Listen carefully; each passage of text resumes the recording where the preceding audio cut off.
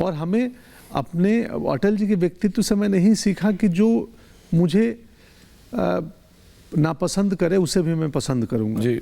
Disagreement का भी agreement होना चाहिए कि I am agree. But do you idolize Atal ji? क्या आप कभी पॉलिटिक्स में इन्वॉल्व थे? स्टूडेंट पॉलिटिक्स हो? मैं विद्यार्थी परिषद में था। आप एबीवीपी पे थे? एबीवीपी में था। और तो क्या आप आइडलाइज करते थे अटल जी को? हाँ। कब की बात है वो? 95-96 तो पीएम करने के पहले? हाँ, पीएम बनने के 93 से 95। 93 के 95 के दौर में तो अटल जी तो बिल्कुल प्रोमिनेंस में थे। हाँ। और सब लोग उनकी बातों को सुनते थे, आइडल थे। बहुत भीड़, मतलब गांधी मैदान की भीड़ में मैं 2 ही बार गया हूँ, 2 रैली। कभी मिले थे उन्हें? दूर से देखा हूँ, एक मंच पे भाषण दे रहे थे, मैं श्रोता दर्शक था, सुनने गया था। क्या अच्छा लगता था उनके बारे में आपको? उनके विचार, उनके वक्तव्य, उनके बोलने की शैली, वो समस्याओं को जिस तरीके से रखते थे कि राजनीति हो या सिनेमा, देखिए एक मुझे हमेशा लगता है ना कि उसमें वो बहुत बहुत बारीक और इंटरलिंक्ड है, परफॉर्मेंस इंक्लूडेड है। इन आपसे मिल के आज मैं बहुत बेबाक आदमी हूँ, नॉनसेंस भी हूँ थोड़ा, तो पत्रकारिता में भी परफॉर्मेंस की ज़रूरत है थोड़ी। हम अपनी कहानी को सिनेमा के थ्रू, हमारा अच्छी बात है कि हमारे में मैंने लिखा हुआ है कि ये एक्टिंग ही कर रहा है पहले से। बाकी चीज़ों में आप अपनी बात 1 लाख लोगों को कह रहे हैं, तो आप प्लान तो करके आएंगे ना कि कैसे मैं इस बात को रखूंगा। तो अगर बातचीत में प्लानिंग इन्वॉल्व हो गई तो परफॉर्मेंस हो गया। बातचीत में मुद्दे इन्वॉल्व हो गए, पॉइंटर्स इन्वॉल्व हो गए, इट मीन्स आप उसको रिक्रिएट करने वाले हैं। इसकी एक लेयर पहले हो चुकी है। तो सॉरी, मैं नहीं, आप बिल्कुल सही बात कह रहे हैं। तो क्योंकि मुझे लगता है कि देखिए, परफॉर्मेंस नहीं है, पहले बात तो ये कह दो, हम परफॉर्मेंस नहीं करते हैं। मगर आपने जो बात कही कि अगर मेरे पास कोई मैसेज है पंकज जी, अगर किसी चीज़ पे मैं विश्वास करता हूँ तो उसको मैं कैसे कम्युनिकेट करूँ, ये बहुत बड़ी बात है। Yes, जैसे उस दिन मैंने कहा, हमारे अंग्रेजी प्रोग्राम में कहा कि अगर कई लोग कांग्रेस पार्टी या दूसरे पार्टी के लोग कह रहे हैं कि मंदिर के प्राण प्रतिष्ठा में हम नहीं जाएंगे, तो मैं एक ही सवाल उनको पूछूंगा कि जब मस्जिद का उद्घाटन होगा क्या उसका भी बॉयकॉट करेंगे? उस बात को, किस चीज़ को आप केंद्र बिंदु बनाएंगे, किस चीज़ पर एम्फसाइज करेंगे, बहुत ज़रूरी है। हाँ, और उसको मैं परफॉर्मेंस नहीं कहता, मगर उस पर मैं उसको कहूंगा अपने कम्युनिकेशन टेक्निक। हाँ, तो मैं तो अटल जी के कम्युनिकेशन टेक्निक मैं एक्टिंग के छात्र होने के नाते बात किया। ये मैं बात मतलब ये दर्शक नहीं, एक्टिंग के स्टूडेंट के नाते किया कि हमें जब एक्टिंग की क्लासेस होती है ना, तो उसमें कुछ स्पीचेज दिखाते थे वो लोग, और जो रियल हैं। तो वो अचानक मुझे ना वो अटल जी के भाषण और क्या अच्छा लगता था। फिर मेरे दिमाग में ना बहुत लेयरिंग चलती है, तो मैं कहीं चला गया था अपनी एक्टिंग क्लास पे, और वहाँ से आ गया ये संदर्भ। पर वो अटल जी में क्या अच्छा लगता था, उनकी बोलनी, जैसे अपने बात को, समस्याओं को, अपने विचार को जिस तरीके से रखते थे, रोचक बना के रखते थे, उनको सुनने में मज़ा आता था।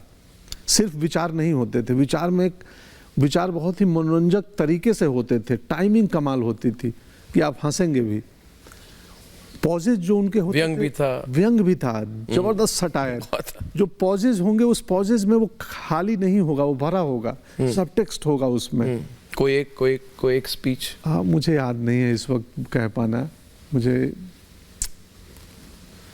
तो हमने फिल्म में यही सब प्रयास किया है कि वो सब टेक्स्ट, वो थॉट, वो विचार, वो आत्मा, उनकी चेतना आ जाए, मिमिक और इमिटेशन कम आए, क्योंकि वो उसमें मैं खराब हूँ, मैं अच्छे से नहीं कर पाता हूँ।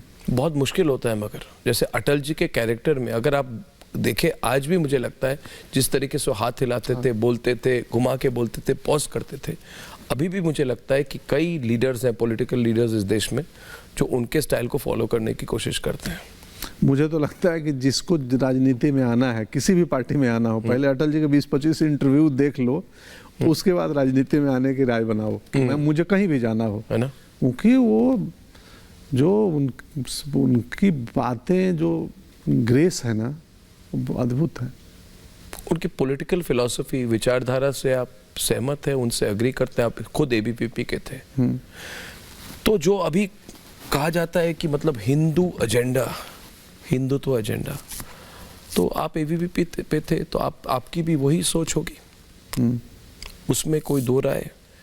क्योंकि मैं देखिए, मैं अपने क्वेश्चन को ठीक तरीके से रखूं। मैं दिलीप कुमार का बहुत बड़ा फैन हूं, मगर विश्वास नहीं हुआ मुझे जब मैंने एक वीडियो देखा कि इमरजेंसी के टाइम किस तरह से दिलीप कुमार साहब खड़े होके वहां पे संजय गांधी का सपोर्ट कर रहे थे, उनको वेलकम कर रहे थे और उनकी तारीफ कर रहे थे इमरजेंसी के टाइम पे। I have never been able to reconcile कि कोई व्यक्ति जिनके पास सब कुछ है, फॉलोइंग है, लोग हैं, पॉपुलैरिटी है, अब जिस तरह से देखिए, सिर्फ वही नहीं, कई सारे लोग जो उस समय संजय गांधी की जो यूथ कांग्रेस थी उसके लिए चैरिटी कॉन्सर्ट करते थे, सपोर्ट करते थे।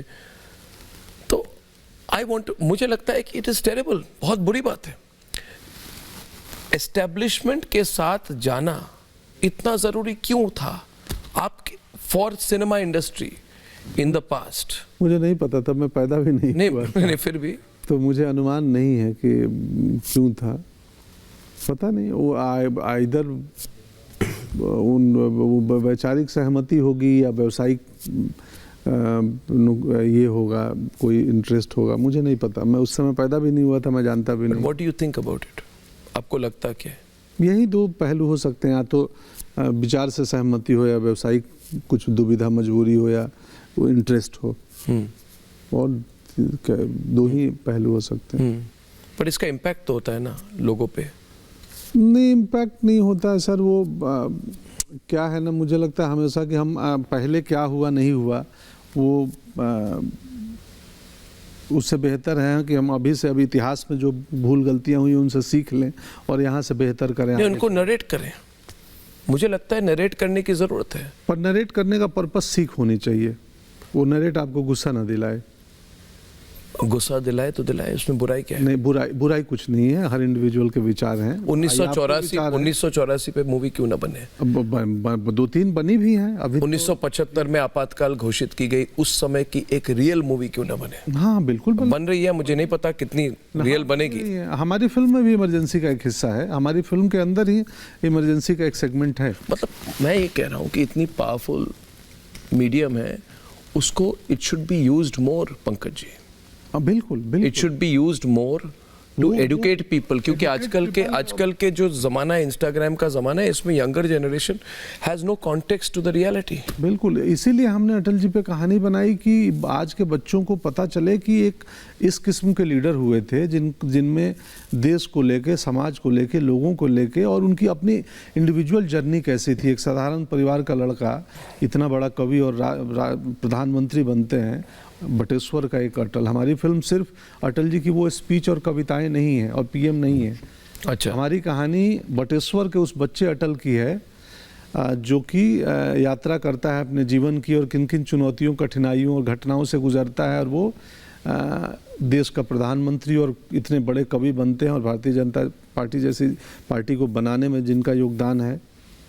तो वो उनकी जर्नी है, पूरी वो यात्रा है जो आज के बच्चों को इंस्पायर करेगी, जो आज के बच्चों को जानना भी ज़रूरी है। जो उनके फ़ैन तो देखने जाएंगे ही, जो उनको देखने चाहते हैं। हमने उनके स्पीचेज रील्स में और वीडियो में देखा है, हमने उनकी कहानी नहीं देखी है।